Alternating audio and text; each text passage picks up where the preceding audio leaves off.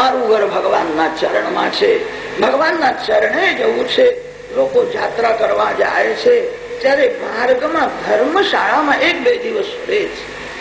ધર્મશાળામાં રહે છે ત્યારે જરા પણ મમતા થતી નથી, આ છોડીને જવાનું છે. ઘર પણ ધર્મશાળા જેવું છે, એક આવે છે ને એક જાય છે, એ જ ધર્મશાળા છે. તમારું ઘર ભગવાનના ચરણમાં છે, ભૂલશો નહીં. સાવધાન થઈને સાધન કરો, શાંતિથી બેસો. જેનું તન સ્થિર છે, જેની આંખ સ્થિર છે, એનું મન સ્થિર થાય. લોકો કે છે મન બહુ ચંચલ છે. મન ભલે ચંચલ થાય, શાંતિથી બેસો, આંખ ભગવાનમાં રાખો. કોઈ સુંદર ભગવાનનું સ્વરૂપ પ્રત્યક્ષ પ્રગટ કરી અને તે સ્વરૂપમાં આંખને સ્થિર કરો. ભગવાનનું સ્વરૂપ પ્રત્યક્ષ હોય અને તે સ્વરૂપમાં આંખને સ્થિર કરી શાંતિથી બેસો. આંખ જ્યાં સ્થિર થાય ત્યાં મનને સ્થિર થવું પડે. જેની આંખ ચંચલ છે એનું મન બહુ ચંચલ રહે છે. સાધારણ માનવને આંખ આપવાની શી જરૂર છે? તમે જેને આંખ આપો છો એ આંખમાંથી તમારા મનમાં ઘૂસી જાય. આંખ ભગવાનમાં રાખો.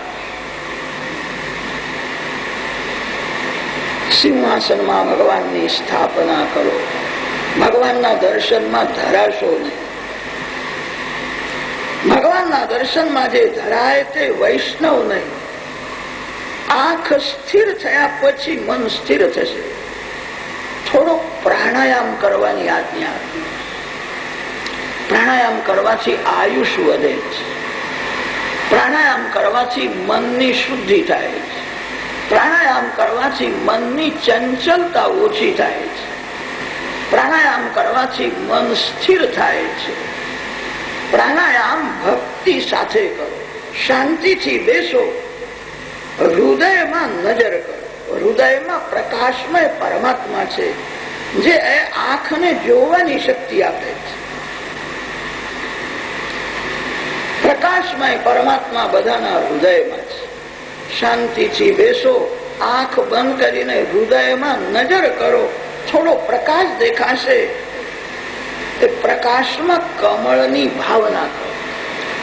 પ્રકાશમાં સુંદર કમળ છે અને તે કમળમાં મારા ભગવાન વિરાજે. પ્રાણાયામ ભક્તિ સાથે કરવાનો. જમણા નાકમાંથી બહારના વાયુને ધીરે ધીરે અંદર ખેંચી લો. તે સમયે શ્રી રામ, શ્રી કૃષ્ણ પ્રેમથી ભગવાનના નામનો જપ કરો. એવી ભાવના કરો ભગવાન હૃદય કમળમાં આવ્યા છે.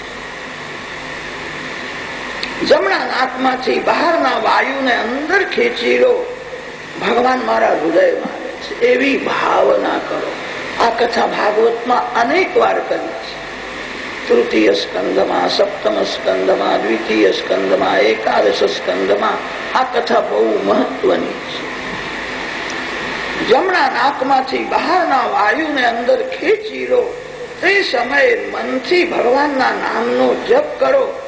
એવી ભાવના કરો ભગવાન મારા હૃદયમાં આવ્યા છે. હૃદયમાં દિવ્ય પ્રકાશ છે અને તે પ્રકાશમાં કમળ છે.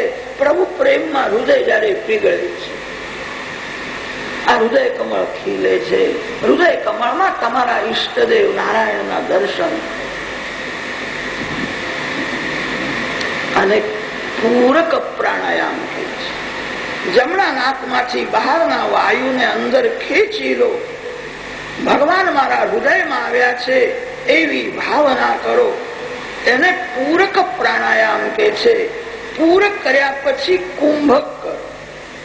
કુંભક માટે પ્રાણને શરીરમાં રોકી રાખો. હૃદય કમળમાં ભગવાન છે. હું ભગવાનને શરણે ગયો છું. મારા ભગવાન અતિ ઉદાર છે. પ્રભુનો મારા ઉપર અતિશય પ્રેમ છે. હું ભગવાનને વંદન કરું છું. ત્યારે પ્રભુએ મને ઉઠાવી દીધું. ભગવાન મને મળે છે છાતી સાથે. પ્રાણને શરીરમાં રોકી રાખો. તે સમયે શ્રી કૃષ્ણ મિલનની ભાવના કરો. મારા ભગવાન સાથે હું એક થયો છું. ભાવનામાં બહુ શક્તિ છે. તમે કોઈ માનવને મળો છો ત્યારે તમને સુખ થાય છે. તમે ભગવાનને મળશો કેવો આનંદ થશે. હૃદય કમળમાં નારાયણ, પ્રભુએ મને અપનાવ્યો છે. હું ભગવાનને મળું છું. કુંભક માટે પ્રાણને શરીરમાં રોકી રાખો ત્યારે શ્રી કૃષ્ણ મિલનની ભાવના કરો. પછી ડાવા નાકમાંથી પ્રાણને બહાર કાઢો ત્યારે એવી ભાવના કરો, હવે હું ભગવાનનો થયો. મારા હૃદયમાં ભગવાન આવ્યા છે. પ્રભુએ મને અપનાવ્યો છે. મારા અંદર હવે પાપ રહી શકે જ નહીં. મારા મનમાં જે કઈ વિકાર, વાસના, પાપ છે એ બધું હવે બહાર જાય છે. મારું હૃદય કમળ હવે શુદ્ધ થયું છે. ડાવા અંગમાં પાપ હોય છે. ડાબો હાથ અને જમણો હાથ સરખો દેખાય છે.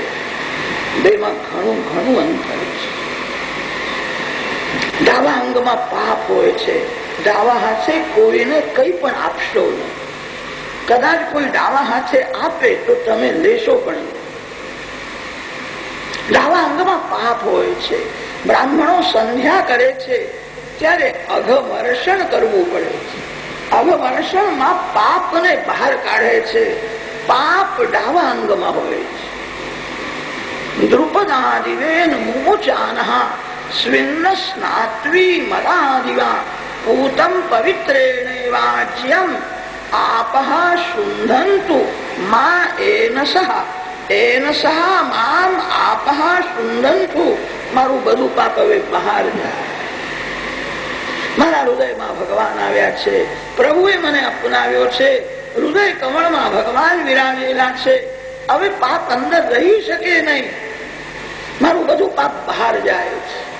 ડાવા નાકમાંથી તે પ્રાણને બહાર કાઢો ત્યારે મારું બધું પાપ બહાર ગયું. હું પવિત્ર થયો. આ બહુ કઠણ નથી. તમે ધારો તો કરી શકો એવું છે. 6 મહિના પછી તમને થોડો અનુભવ થશે. પ્રાણાયામ કરવાથી આયુષ વધે છે. કોઈ કોઈ વખત ભગવાનનો આનંદ મળે છે. અંદરથી સુગંધ આવે છે. ભગવાનના એક એક અંગને કમળની ઉપમા આપી છે. ચરણ કમલ, કર કમલ, મુખ કમલ, નાભિ કમલ, નેત્ર કમલ. ભગવાનના શ્રીઅંગમાંથી કમળની વાસ નીકળે છે. સુગંધ આવે છે. ભગવાન દિવ્ય રસનું સ્વરૂપ છે. પરમાત્માના રસાત્મક સ્વરૂપનો જીવને અનુભવ થાય છે.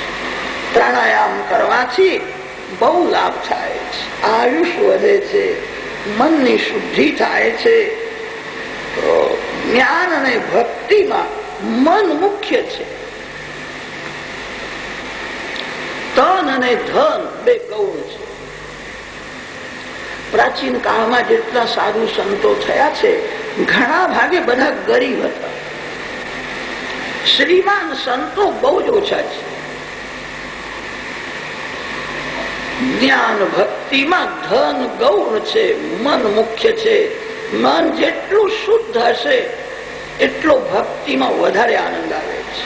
શુદ્ધ મન ભગવાનને સ્પર્શ કરે છે. મલિન મન ભગવાનને સ્પર્શ કરી શકે. પ્રાણાયામ કરવાથી મનની શુદ્ધિ થાય. મનને શુદ્ધ કર્યા પછી શંખ ચક્ર ગદા પદ્મધારી ચતુર્ભુજ નારાયણનું ધ્યાન કરો. ભગવાનનું શ્રીઅંગ મેઘના જેવું શ્યામ છે. ભગવાનના શ્રીઅંગમાં મળ નથી, મૂત્ર નથી, હાડકું નથી. ભગવાનનું શ્રીઅંગ આનંદમય દિવ્ય છે. જન્મ કર્મ ચ મે દિવ્ય. હાથમાં શંખ ચક્ર ગદા પદ્મ છે. આંખમાં પ્રેમ ભરેલો છે. કોઈ પણ જીવ પરમાત્માનું જયારે ધ્યાન કરવા બેસે છે ત્યારે ભગવાન ગાલમાં ધીરે ધીરે હસે છે. મારો દીકરો હવે થોડો ડાયો થયો છે. એને પાપ છોડી દીધું છે. મારી સતત ભક્તિ કરે છે. ભગવાન મને જુએ છે. ભગવાનની નજર મારા ઉપર પડે છે. ધ્યાનમાં જેમ જેમ જગત ભૂલાય તેમ તેમ ભગવાનનો આનંદ મળે.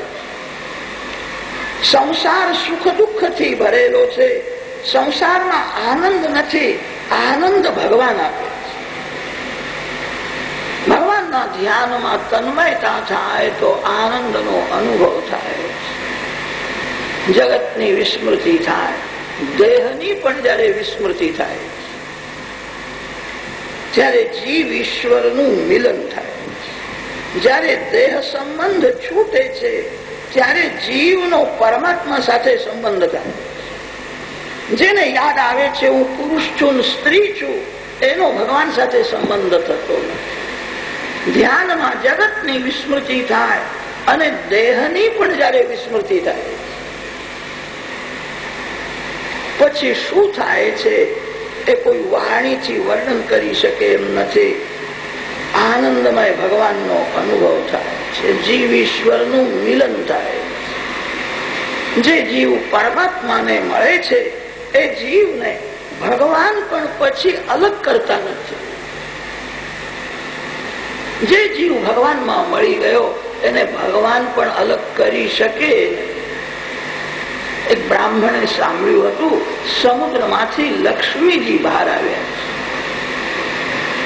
સમુદ્રદેવની પૂજા કરવાથી સંપત્તિ મળે છે. એને સમુદ્રદેવની પૂજા કરવાનો નિયમ લીધો. ઘેરથી લોટો ભરીને જળ લઈ જાય, સમુદ્રદેવને અર્પણ કરે, પુષ્પ અર્પણ કરે, ફળ અર્પણ કરે, વંદન કરે. ઘણા દિવસ સમુદ્ર નારાયણની એવી એને પૂજા કરી. સમુદ્રદેવ પ્રસન્ન થયા. બ્રાહ્મણને કહ્યું તારે જે માગવું હોય તે તું માગ, તું જે માગીશ તે હું તને આપીશ. બ્રાહ્મણે કહ્યું મારા ઘેરથી લોટો ભરીને જે જળ લાવેલો, મારા ઘરનું જળ મેં જે તમને અર્પણ કર્યું છે એ જળ તમારામાંથી કાઢીને મને પાછું આપો. સમુદ્રદેવે કહ્યું એ તો અશક્ય છે, તારા ઘરનું જળ તે જે મને અર્પણ કર્યું એ મારામાં મળી ગયું. જે જળ સમુદ્રમાં મળી ગયું એને સમુદ્ર પણ અલગ કરી શકે નહીં. જીવ બિંદુ છે, પરમાત્મા સિંધુ છે. બિંદુ સિંધુમાં મળી જાય છે પછી તો ભગવાન પણ જીવને અલગ કરી શકતા નથી. જીવ ઈશ્વરનું મધુર મિલન થાય છે. જીવ પરમાત્મા સાથે એક રૂપ થાય એને જ જ્ઞાની પુરુષો કૈવલ્ય મુક્તિ કહે છે. જે જીવ એકવાર ભગવાનમાં મળી ગયો એ જીવને ભગવાન પણ અલગ કરી શકતા નથી. આનું નામ છે કૈવલ્ય મુક્તિ. કૈવલ્ય મુક્તિમાં જીવ ઈશ્વર એક રૂપ થાય છે.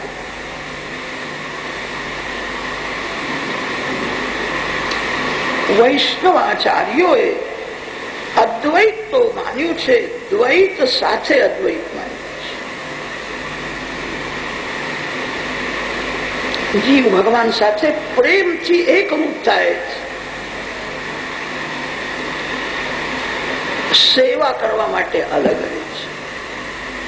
જ્ઞાની પુરુષો સ્વરૂપથી અદ્વૈત માને છે. જીવ ઈશ્વરનું જ સ્વરૂપ છે. વૈષ્ણવાચાર્યોએ જાતિથી અદ્વૈત માન્યું છે. જીવ ઈશ્વરનો અંશ છે, ઈશ્વરના જેવો છે. પરમાત્મા સાથે એકરૂપ થયા પછી પણ ભગવાનના ભક્તો ભગવાનની સતત સેવા કરે છે. ભક્તિમાં જ આનંદ આવે છે. જ્ઞાનથી જ ભક્તિ થાય છે. જેને આત્મ સ્વરૂપનું જ્ઞાન નથી એ સંસારની ભક્તિ કરે છે. જેને આત્મ સ્વરૂપનું જ્ઞાન થયું એ પરમાત્માની ભક્તિ કરે છે.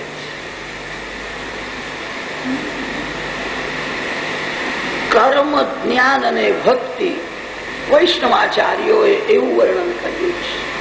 સત્કર્મ કરવાથી મનની શુદ્ધિ થાય. મનની શુદ્ધિ થઈ ગઈ કે આત્મ સ્વરૂપનું જ્ઞાન થાય. આત્મ સ્વરૂપનું જ્ઞાન થયું એ પરમાત્માની ભક્તિ કરે છે. ભગવાનના ધામમાં જાય.